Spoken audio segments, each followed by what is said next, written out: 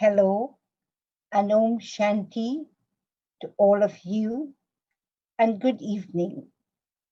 Welcome to Wembley Inner Space. My name is Devki, originally from Guyana, once known as British Guyana, and now it's called the Republic of Guyana. Guyana is located in South America, and it's also part of the Caribbean. Currently, I am based on a tiny piece of land surrounded by water. This island, Saint Martin, is a famous tourist destination for many people across the globe, including those from the UK. Saint Martin is also known as the paradise of the Caribbean. I consider myself very fortunate because the Brahma Kumaris local center here is located less than a minute walk from the turquoise water, white sand, surrounded by mountains with sunshine and greenery throughout the year. I've been with the Brahma Kumaris for the last 37 years. I did spend some time, 3 years in Wembley Inner Space, so I'm extremely happy to reconnect with Wembley this evening. Tonight we are going to talk about how perhaps drops of water can become a pond one day, a lake, a river, and even an ocean. I was remembering a story I once heard where all the people in that area was invited to pour a glass of milk in a pond. One person had this thought, what if I pour a glass of water? There will still be a pond of milk. So the following morning, they discover a pond of water. The big question is, where did it all start? Was it I who created the first negative thought of putting a glass of water instead of a glass of milk? And someone who was thinking about me or connecting with me picked up that thought and decided to do the same?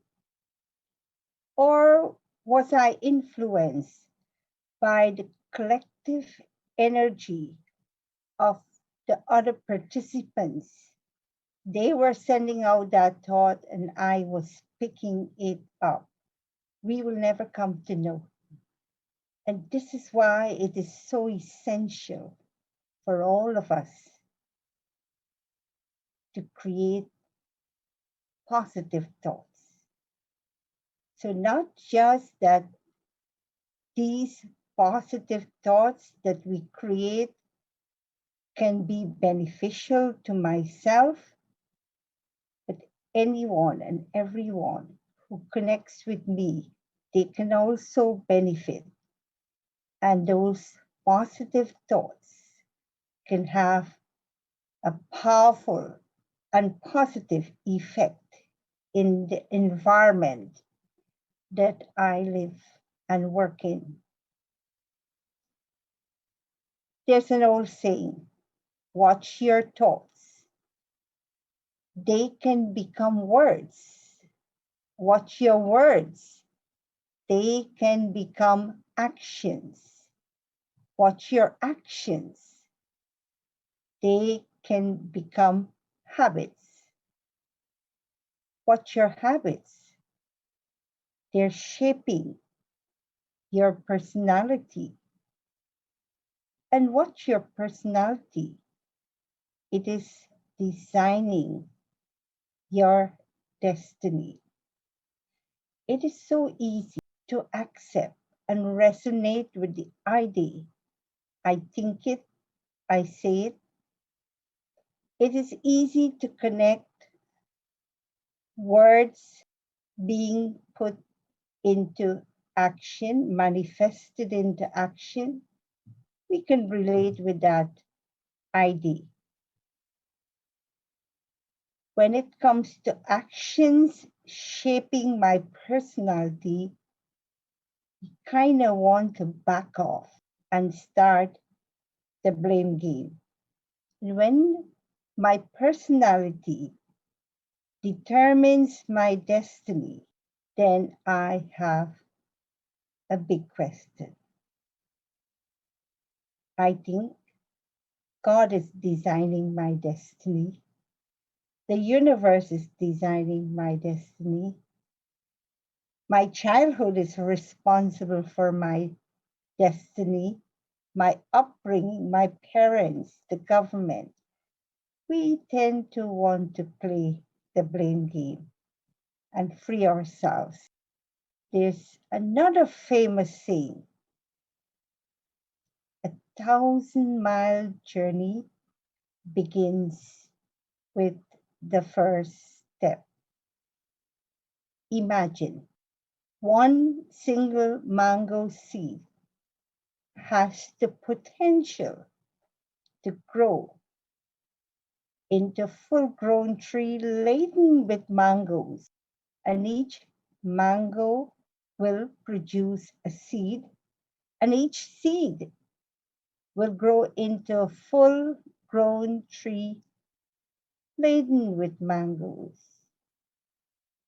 Can you imagine? One single mango seed can provide mangoes for so many, for generations to come. It is the same with thoughts. We are the creator of our own thoughts, feelings, and vibrations. And when my thoughts are positive, I am stable and calm. What happens when my mind gets disturbed? It results in opening a floodgate of negative, waste, and even unnecessary thoughts. Thoughts are energies. Positive thoughts can recharge the battery of the soul, whilst negative thoughts can deplete our energy. When my mind is at peace, there are fewer thoughts. The speed of the mind slows down. We burn less energy. We remain stable and calm. Now let's look at what influences or disturb my peace. There are four main influences. One, people, situations, possessions, as well as my own deep personality traits, my own deep habits, which I myself record in my subconscious mind. These are the four main leakages or triggers of negative thoughts, emotions, and feelings. So, what mechanism do I have in place to protect myself from these influences? Do I have a stop sign, a safety lock? What attitude do I embrace to prevent happenings from the outside to influence me on the inside? Regarding people, it's not people's behavior, but my expectation which caused me hurt. I expected them to like my color scheme, my outfit, my red car. They said something different and I become upset.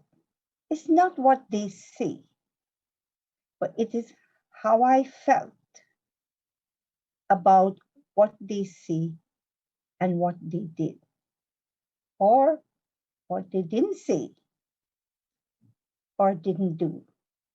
It is my interpretation of what they say and do.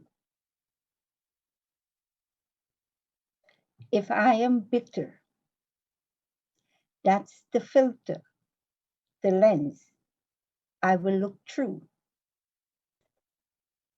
If I have the habit of seeing the glass half full, those are the lens I will wear through which I will view the situation, people, and my possessions, my thoughts, my feelings, and my emotions has absolutely nothing to do with what's happening outside.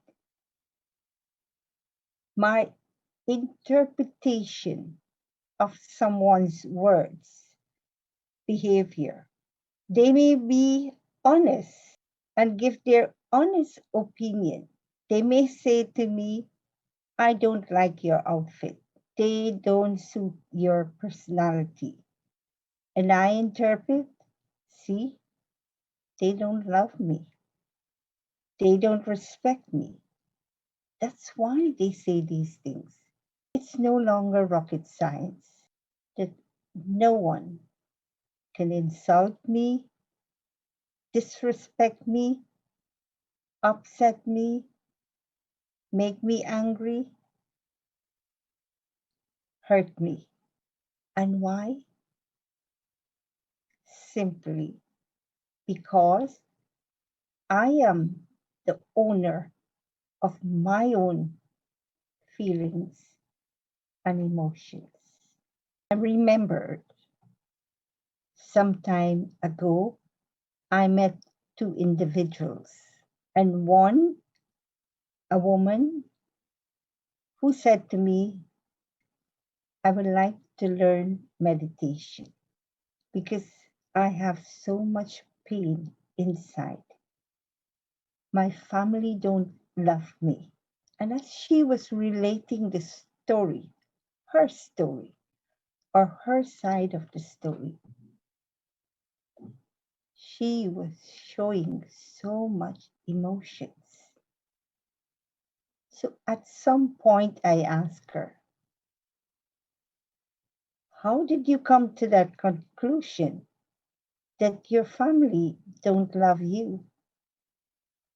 And then she said, once they had a confrontation with her, and they said not so nice things. I asked her, how long did this confrontation last? Roughly an hour. How long ago this scene was? This incident happened? Some 28 years ago. Imagine what she has recorded in her subconscious mind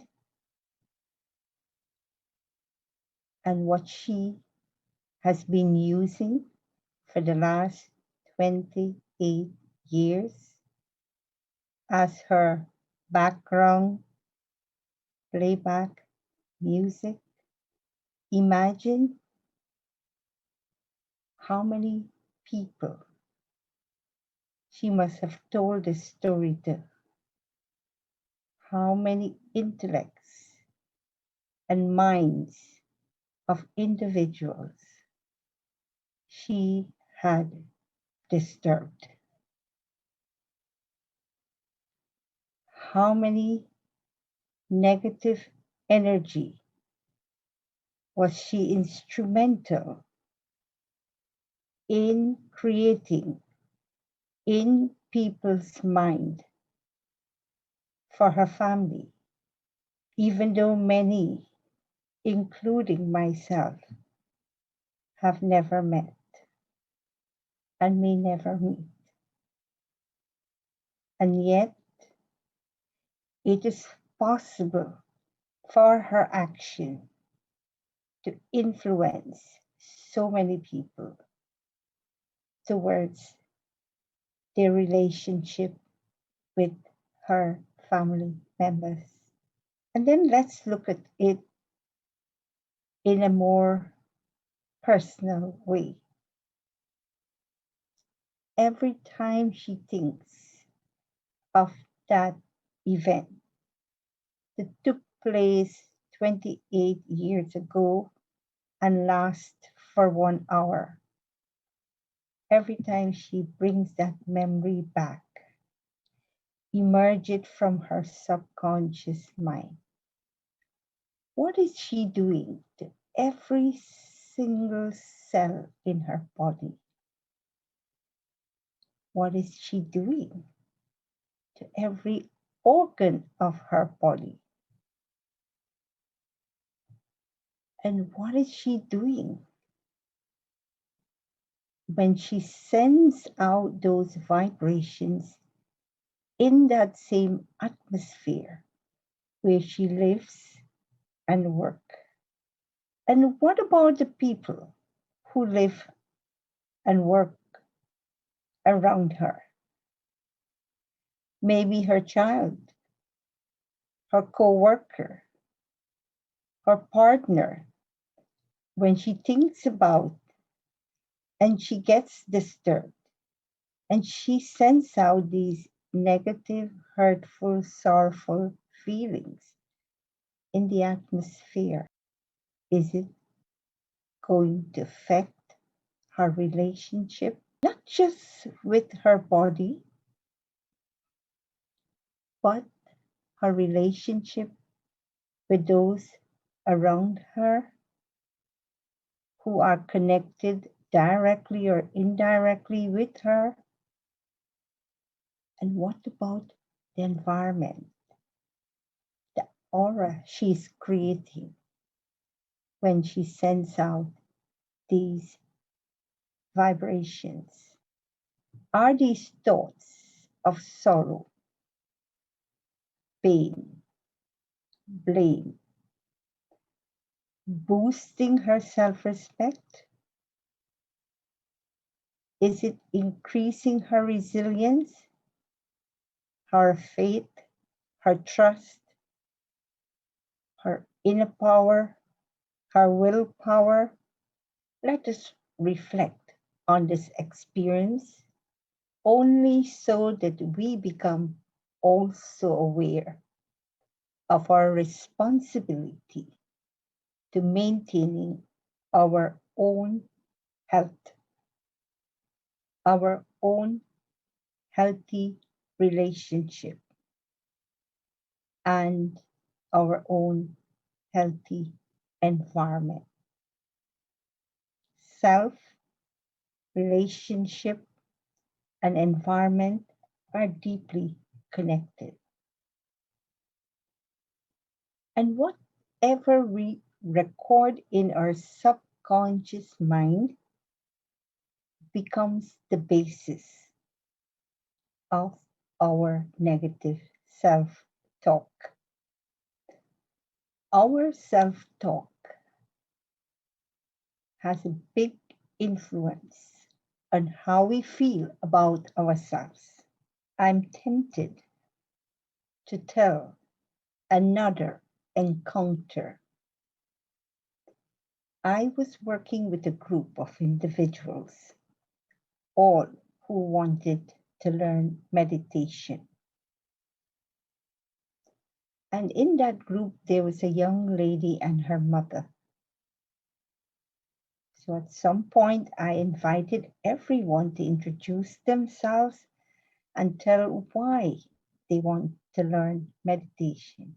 When it was the turn of this young lady, she said, I get very angry, and that's why I want to learn meditation. So I inquired, why do you get angry?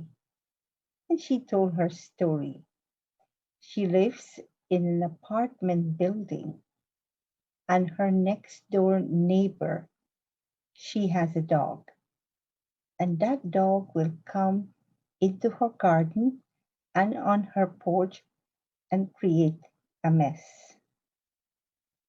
She tried talking it over with the neighbor, but nothing seems to change. As she was telling her story, she was getting hyper and more hyper. And so we talked about feeling like a victim with her. But she was so totally in denial that it was nothing to do with her, but it was to do with the neighbor and the dog. I even tried to suggest maybe you're sending negative thoughts to your neighbor and their dog, and perhaps why they're reacting in this way. They're not doing anything to change this situation. It was a no, no. She was not ready to accept that. So then I tried yet another time. I said, what if tomorrow morning you wake up and you discover that your neighbor and her dog had moved out from the apartment next door? Does that mean as of tomorrow you'll never get angry again? That's when she looked at me, and I think she got one of her aha moments. She realized that she will still remain angry. And it was at that time I drew her attention of the difference between cause and triggers. The neighbor and her dog work as triggers, but they were not the cause of her anger. So, can we ourselves also recognize that people, situations, events, circumstances can act as triggers, but they can never be cause?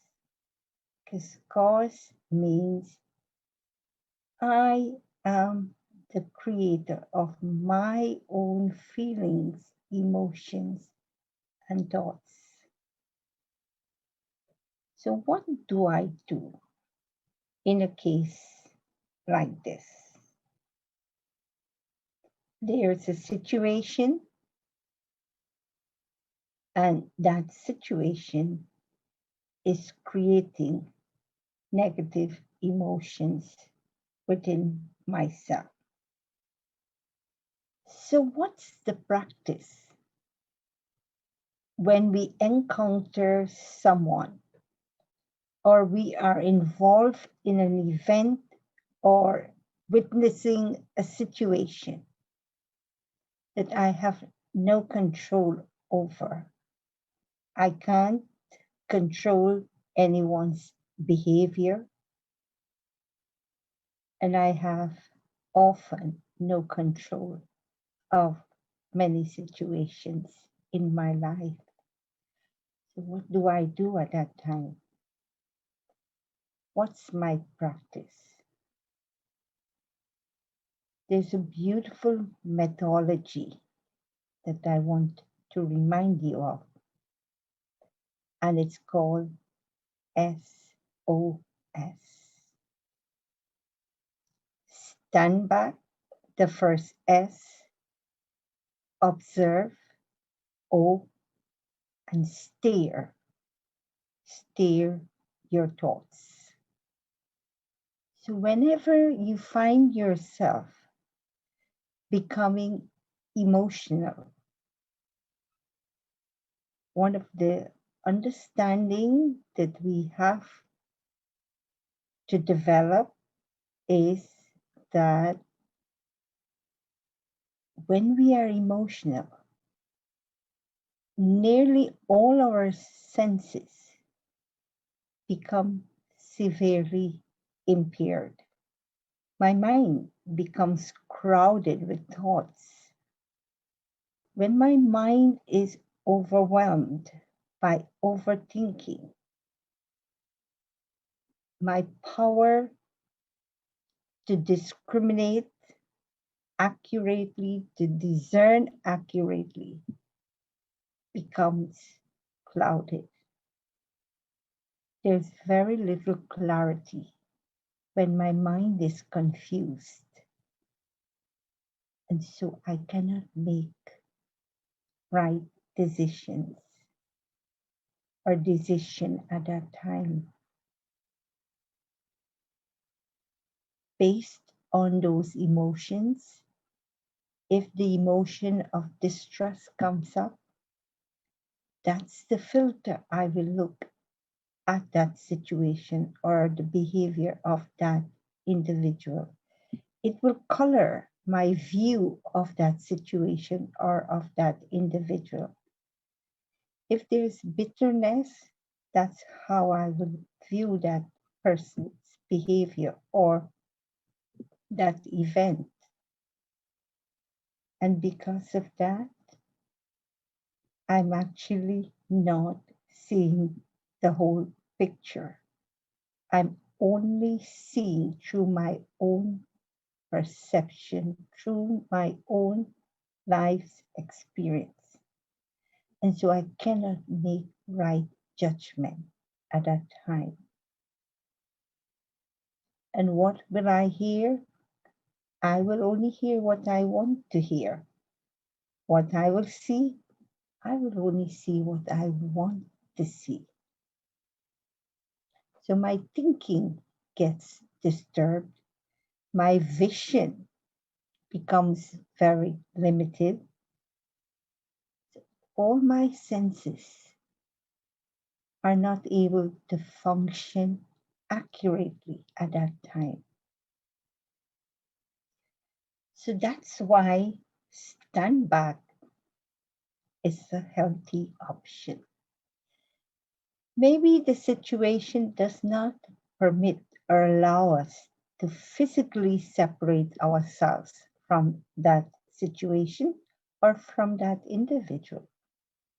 Maybe it's my boss in a bad mood and I can't walk away. Maybe my child, it involves my child and I can't leave my child and separate myself from him. So, what do I do? In my mind, I step away.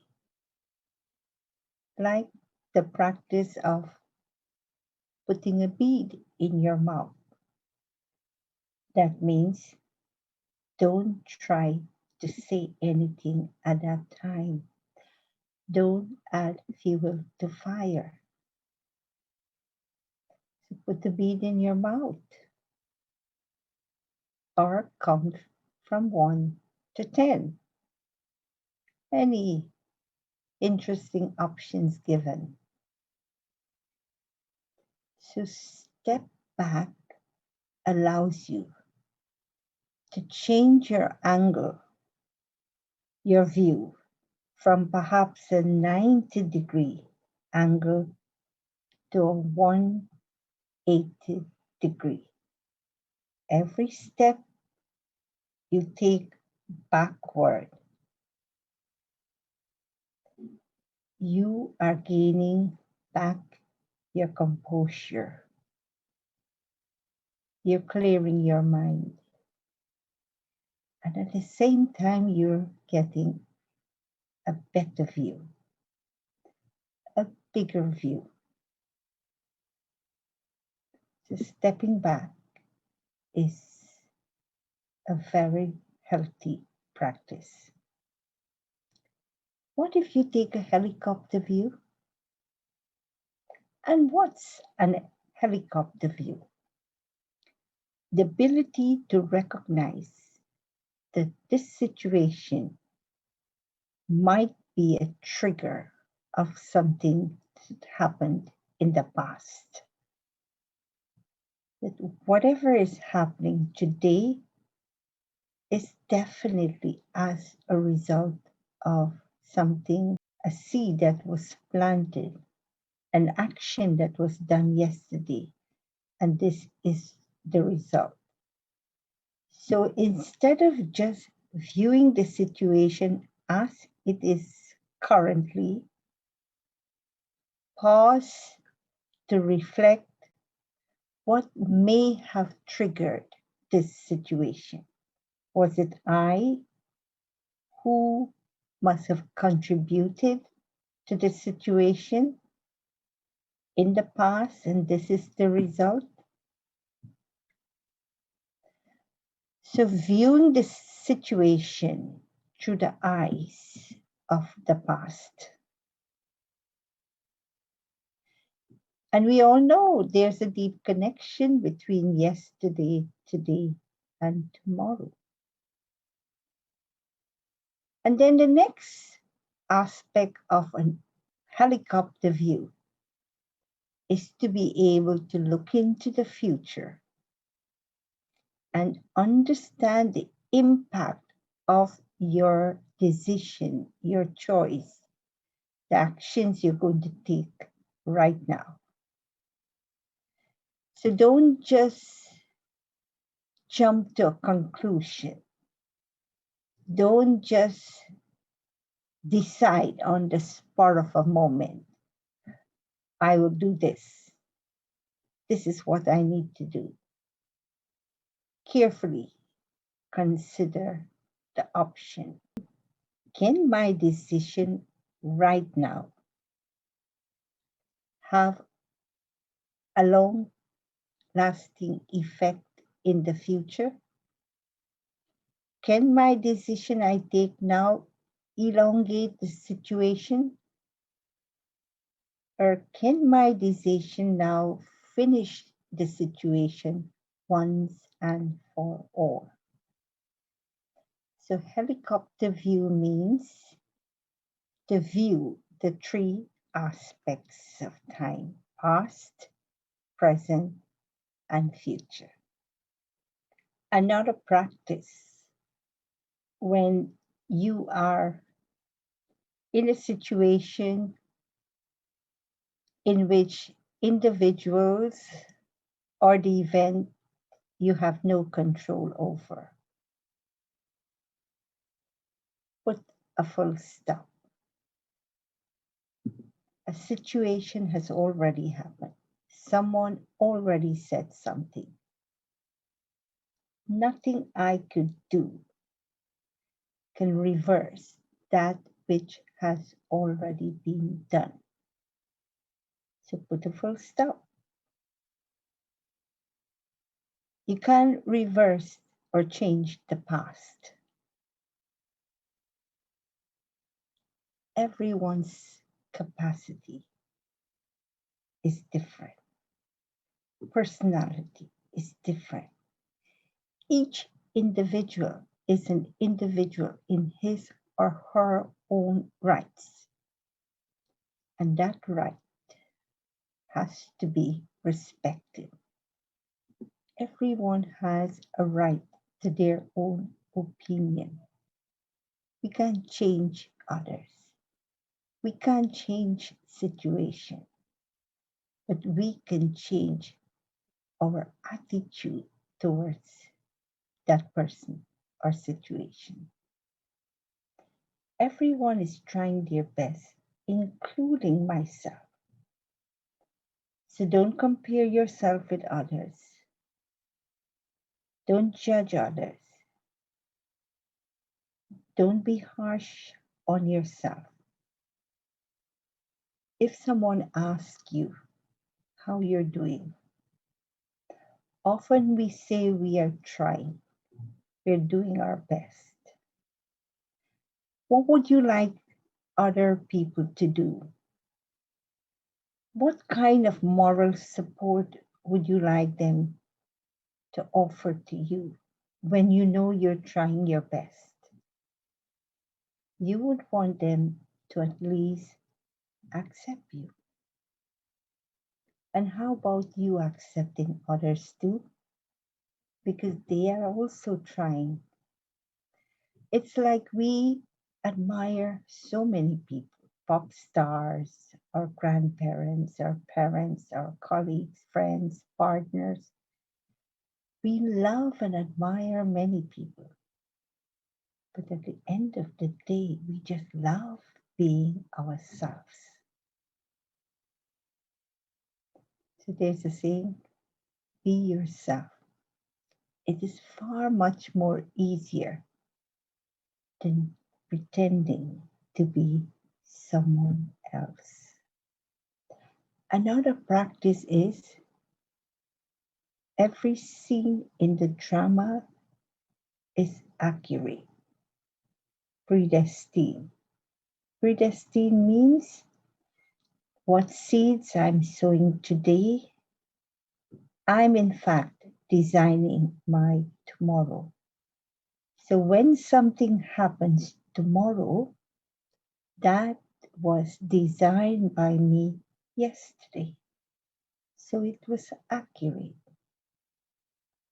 So drama is accurate, and accuracy can only bring benefit, no loss. Have you met anyone who study for an examination, prepare for it, arrive at the examination hall at a time when he has to write his examination, but he has the intention to fail? Have you heard anyone doing that? Prepare and arrive and write it, but intended to fail? Have you done that? I never did that. Have you done that? Does it make sense to do that? The reason why we prepare and write examinations, our intention is to go to a higher class, to go closer to our goal in life. So adversities and challenges are simply examinations, and they are necessary for our growth. They're intended to bring us closer to our destination, our goal in life. So these adversities and challenges don't happen to us. They actually happen for us. They are intended to benefit us. That's why examinations are set periodically, midterm, end of term, end of semester, end of the year. So examinations and challenges are the only opportunity to bring out those hidden potentials, like courage. When do I use courage? When do I use determination? When do I instill faith, instill trust, practice faith, and practice trust when there's a challenging situation? Then I can use those hidden qualities and discover my potentials. How about changes? Can we embrace changes? Are they healthy? Are they essential? And yes, they are. And that's why in the world today, the only constancy in today's world is change. Change is a must. It is inevitable. It is healthy. It brings renewal, creativity, newness, like the winter season must give way for spring, and spring must give way to summer. We must have autumn before winter. Baby, adolescent, adult, elderly, once a man, twice a child. So changes are necessary. Changes brings maturity. Happiness and sorrow are sightseeings. They're not our destination. So we have to be able to embrace both happiness and sorrow. Destination is maturity, enlightenment, self realization, as well as God realization. All of that is possible when we learn to accept changes. Spirituality teaches me that when I leave my body, it is only my recordings that is in my subconscious mind, my deep rooted personality traits that are going to go along with me as recordings within the soul. My family will be left behind. Situations and possessions, they will all be left behind. Status, money, what am I carrying with me? What are my deep rooted personality traits that are useful for my onward journey? What am I recording today in my subconscious mind? Do I have a choice? Can I change my past recording, erase negative memories, and replace them with positive ones? And so, another important practice is to create positive affirmations and make them your background playback music. Affirmations are like a lift rather than laboriously climbing the steep stair. Why not take a lift? Affirmations, positive ones, are like my multivitamin tablets or my smoothie or my healthy bowl of fruits. Every morning when I create a positive affirmation for myself, one for my families, one for my colleague and my work, one for the universe, the five elements. If I can create five positive affirmations, for example, I say to myself in the morning, I am so grateful to be here on planet Earth. And my being here is a blessing. So take your multivitamins early in the morning at the start of your day. It will give you stamina, resilience, willpower to cope with the day's challenges. There is a very old saying, early to bed, early to rise makes a man healthy, wealthy, and wise. Rise early, start your day with some moments of solitude and silence. Go into the sacred space of your mind and have a heart to heart conversation with your mind. Talk to your mind. Your mind is your best friend, closest companion, your chief minister.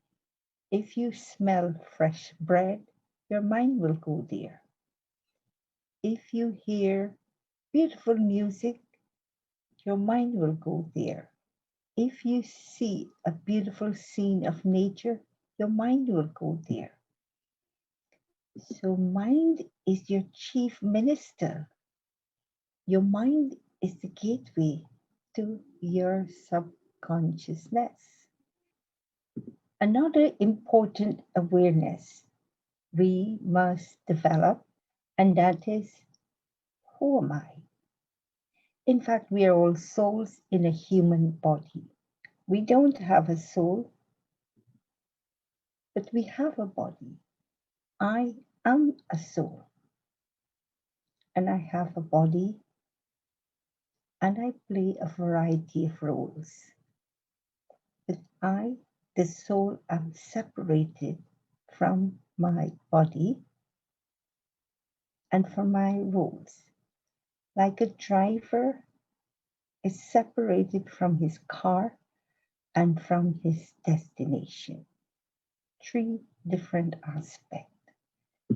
So soul, body, and roles are separated. And how do I function as a soul? I have a mind, an intellect, and I develop personality traits. With my mind, I create thoughts, feelings, and emotions. Mind is in charge of my peace and happiness. What the mind observe and absorb will determine my feelings and my emotions.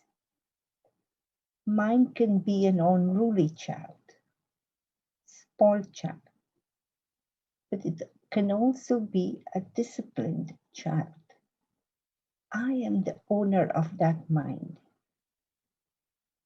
So I have to train that child, that mind, to be disciplined. And in order to train a child, you have to use both love and law. Create a routine, a discipline for your mind. Say to your mind, I have to wake up early in the morning to spend little time on reflection, to spend some time creating healthy affirmations for my day. Like people go to the gym, exercise. I spend few minutes every morning to do my spiritual exercise, using my mind to create positive affirmation. It's like exercising the power of the mind, the creativity of the mind. Do we spend time with our mind? Can you go for a walk on the beach with your mind?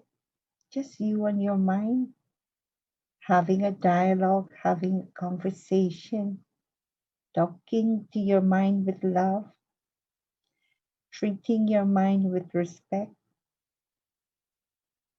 It is so important to spend quality time with your mind because when your mind works for you, you are a master. When you allow your mind to work against you, you become a victim. What do you want to do? To become a victim or a victor? Go with your mind for a walk in nature, in the silence of nature, a stroll on the beach. Make your mind your best friend and companion. And how about connecting with a higher energy? An energy that is not in any way limited. As humans, we fluctuate. One moment we're happy, another moment we're not. But it is necessary when we are fluctuating to develop a relationship with someone who is stable, constant, authentic, altruistic, who has no desire for any return or who doesn't have any expectation or who don't need love or need something. We can do that with that one who is the ocean of love. We've given that one many names. Call him Allah, Jehovah, the Supreme Being, Supreme Soul, God. In the company of the ocean of love, mind becomes relaxed, positive, stable. The battery of the soul gets recharged. The soul feels nurtured, full, complete. When there's love in the sacred space of my heart, I become happy and peaceful. And I want to share this feeling of happiness with everyone. When my heart is filled with love, there is no space left for anything wasteful or ordinary to enter because love is spiritual, a divine energy. It feels so natural to be in a state of love.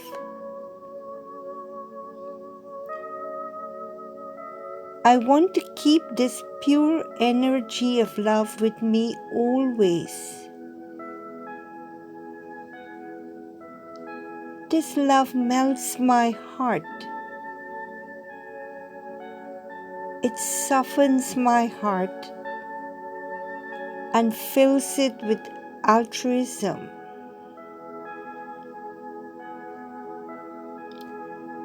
This love makes me free from selfish motives.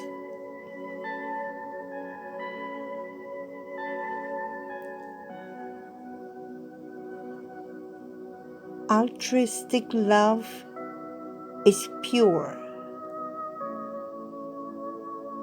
authentic, filled with wonder. I want to fill my heart with this type of selfless love.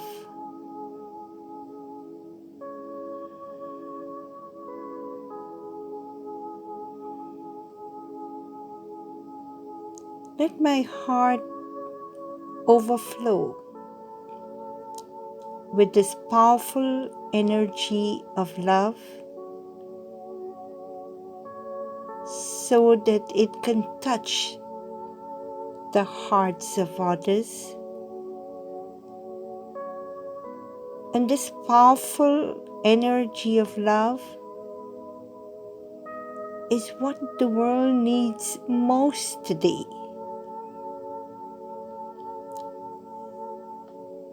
Nature needs to be healed, and as well as people needs to be healed. I want to share this pure love with people and with nature.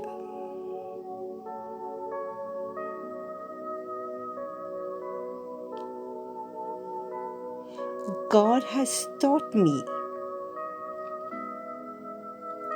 how to take love from Him. God is the ocean of love. His love is altruistic, with no expectation and no desire for return. God's heart is so full of selfless love.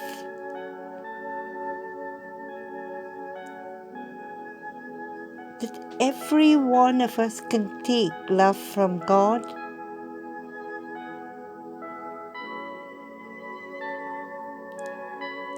and share that love, God's love, with each other.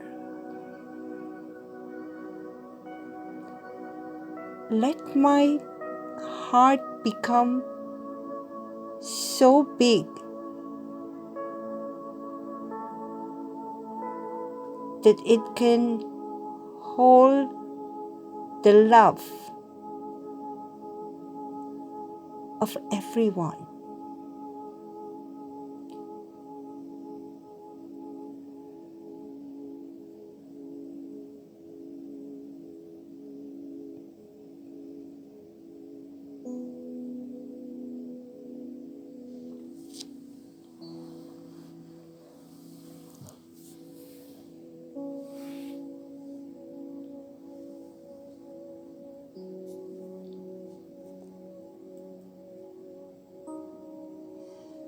When there is love in my heart, there is compassion, mercy,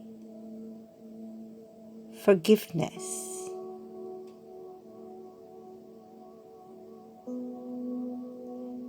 Let me open my heart and let the love of God enters and melts away any sorrow, regret, pain, and blame.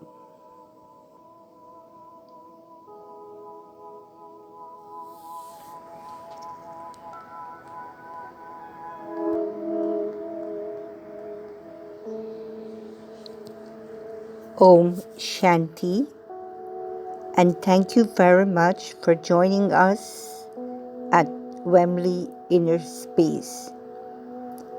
It was my pleasure also to be in your company. I hope you would have gotten a few insights and tools to help you on your spiritual path. It was so lovely to reconnect with Wembley after a very long time. Greetings also from all of us in the Caribbean island of St. Martin, and hope you will all be able to join me sometime soon. Have a good evening. Om Shanti.